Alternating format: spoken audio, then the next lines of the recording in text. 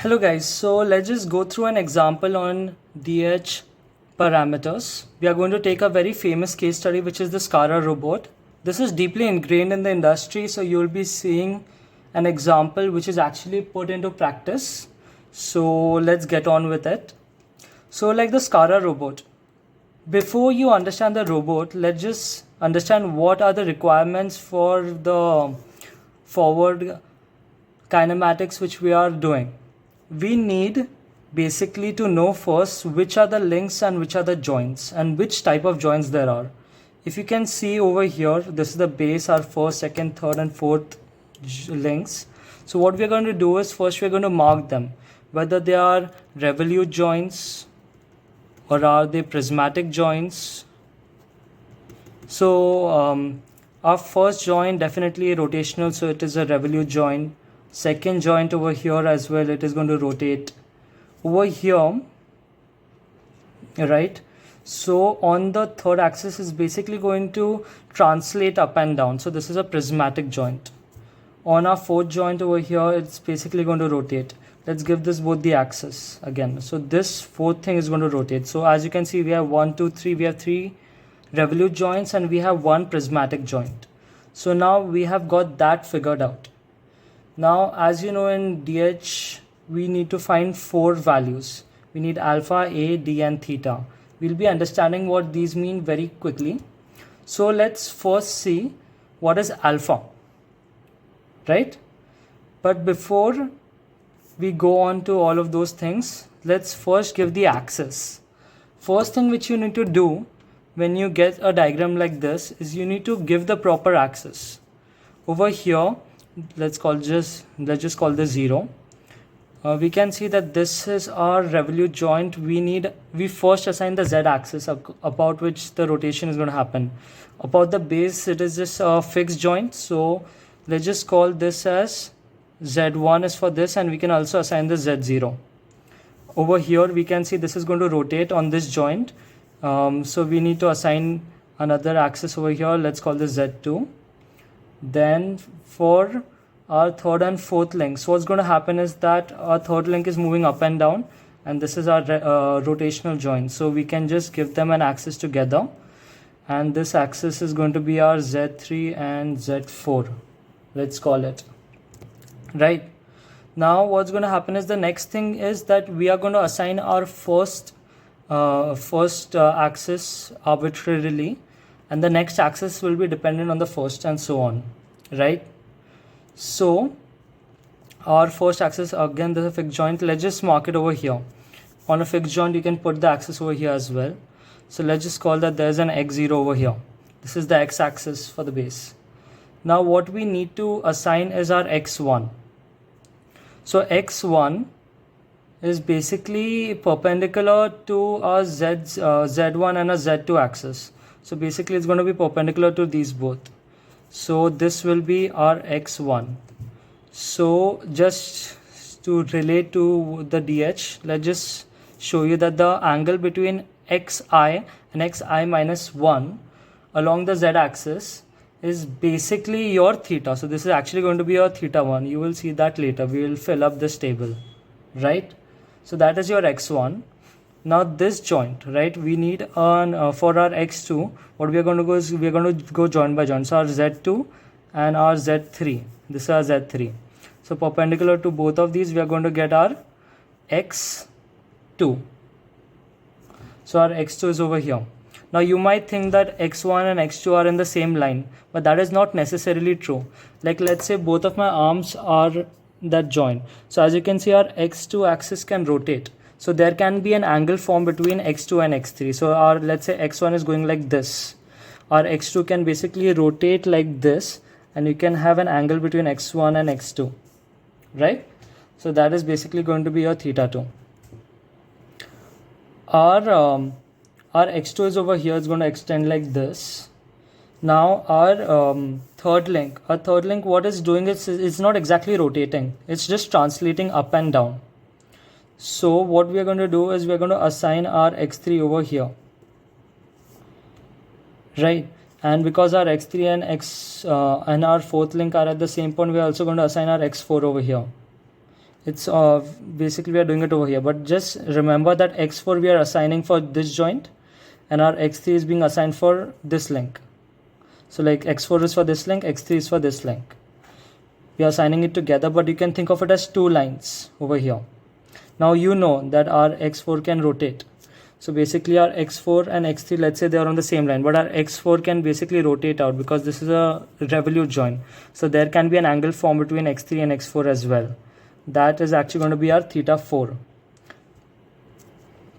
So as you can see, we have just marked our axis for the entire bot. And now let's fill up this table. Filling up this table is actually quite easy once you remember the notations, right? So what is our alpha I minus 1 basically? Our alpha I minus 1, don't think of it in terms of formula, try to think of it like physically. Our alpha I minus 1 is basically the angle between our z I minus 1, our z I, and it is along our z x I minus 1 axis. So let's say we are going for alpha 0, right? Our alpha 0 is actually the angle between our z1 and z0 and z1 axis, because z0 and z1 along our x0. Now you know that our z1 and z0 is the same axis, so we are going to give it 0. Now let's go for the next one. Our alpha 1 0 was basically z0 and z1, the angle between them. Our alpha 1 is going to be the angle between our z1 and z2. So as we can see, this is our z1 and z2. They are parallel. So the angle between them is again going to be 0. As you can see, the same is going to happen for z2 and z3. The angle is going to be 0. And our z3 and z4 is the same axis. So in Scalar Robot, your alpha I minus 1 is going to be 0 for all, the angle between your z axis. Now let's go for the next parameter. What is a minus 1? A is basically your link length, right? So your link length is the length between your axis. So like over here, our z1 and z0 is same, so it's going to be 0. This is going to be the link length for I is equal to 2, basically a1. So we are going to give this a1. This is your a1. Then for our I3, that means a2. The distance between z2 and z3 is basically going to be your a2. So we're going to give your a2. Our z3 and z4 are the same axis.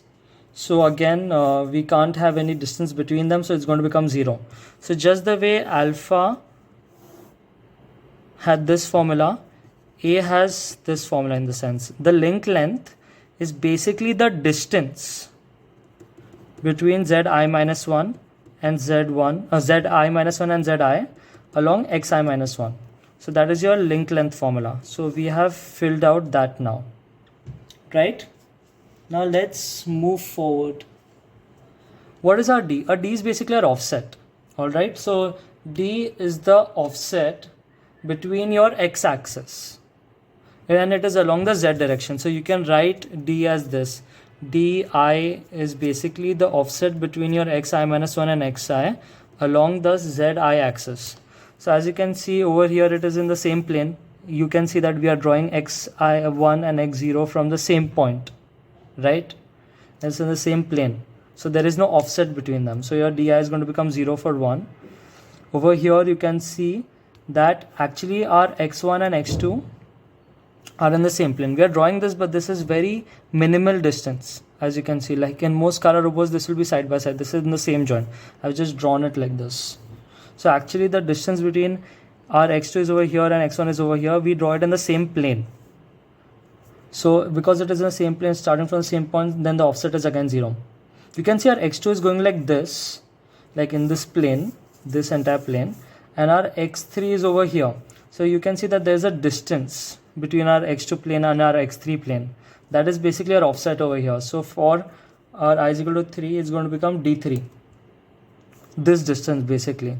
As you can see, the planes have changed between your x-axis along the z-axis. This is the z-axis. Along the z-axis, the distance between our x2 and x3, that is d3. So that is our offset over here. So di is equal to d3. and our x3 and x4 again originate from the same point, same plane basically, so our offset is going to be 0 again. Now what is theta? I think I've already shown you theta. Theta is the angle between your x-axis and it is along the z direction. So you can write theta I is basically the angle along your xi minus 1 and xi, and it is along your zi direction. So that is like the formula for it if you want to remember it. And let's just mark theta. So theta 1 we have already marked. For I is equal to 1 is theta 1. Theta 2 also we have seen the angle between x1 and x2. So that's theta 2. As you can see, this is a prismatic joint, right? And in our prismatic joint, one more thing which you will see is that there is no angle formed between the x-axis, like this x2 over here, like our x2 over here and over here. They are going to be the same angle. So like they don't have any angle difference between them. The only difference is the offset, which is our d3. So actually no angle is formed between x2 and x3. So it's going to become 0. And we have seen that at this joint, this is for the revolute x4 and x3 is basically for this length. So what's going to happen is that there is an angle going to be formed between them when this joint is basically going to rotate. So that is going to become your theta 4. So now you have seen how you can basically give those values to the entire diagram and how you can analyze it, right? But what was the entire point of this? We are trying to find the XYZ coordinates based on our DH values. So let's go forward. What we're going to do from this is we are going to make a transformation matrix. We want a transformation matrix which will give us the value of x, y and z, right? So basically we want to analyze all joints from 0 to 4. But now that is too hard. So what you can do is you can go back joint by joint. So you can basically see your transformation from 4th joint to 3rd joint, from 3rd to 2nd, 2nd to 1st and 1st to 0. And you can multiply all of those to get that final transformation. Alright. One thing which always helps while you're writing the transformation matrix is having this table handy. So you will see that how do we write these transformation matrices? Let's just take a very easy look into it. You basically group these two and these two together. These are basically for your x and these are for your z. Alright. And according to them, you're going to be writing your transformation matrices. So your first, you can see this is 0, 0. So we are only going to actually need one transformation matrix. Now here there is a rotation. There is an angle. So for that we have a set formula in transformation matrices you have learned. You can go ahead and learn why it is like this. So you're going to have your C, whatever is your theta value over here, it's theta 1. So it's your cos theta 1 minus sin theta 1 0 0, sin theta 1 cos theta 1 0 0, 0 0 1 0, 0 0 0 1. Alright, so that is our first transformation matrix done. Now in your second transformation matrix, you can see that there is translation over here and then there is rotation. You can write both of these together because there is no rotation in the other one and there is no translation over here. So it is possible to write them together, but just showing you for the process, what we have done is first we have done the translation over here along A1 and then we have rotated it by theta 2 and we have multiplied those two translation and rotation transformations together to have our second transformation matrix. In our T2 to 3, you will see again we have one translation and we have another translation again. So as you can see, we have again we have written it for translation. This is our translation A2 and this is our translation D3. So we multiply both of those to get, this is along X and this is along Z, to get our final transformation matrix for 2 to 3. Our 3 to 4, you can see there is nothing happening in our X axis. We are only rotating in the Z axis. As you can remember, the last was the end effector and the end effector just rotates. So again, we have theta 4, we are just going to rotate it by theta 4. So as you can see, we have that transformation matrix set. Now how do we obtain the final transformation matrix? We just multiply all of these together. So here we have done that. So what does 1 to 4 mean? Basically it means cos theta 1 plus theta 2 plus theta 4, like cos theta 1 plus theta 2 plus theta 4. This is just like a common notation. Most of you must be aware of this. So we write that multiplication totally. What we are actually interested in is this row. Now, this column.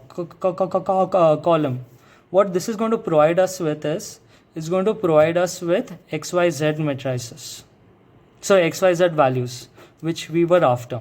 So this element is x, this is y, and this is your z. You can think of it as x, y, z, 0 into like a identity matrix of 4 by 4 is equal to your transformation matrix 4 0. So like you get these values in, right?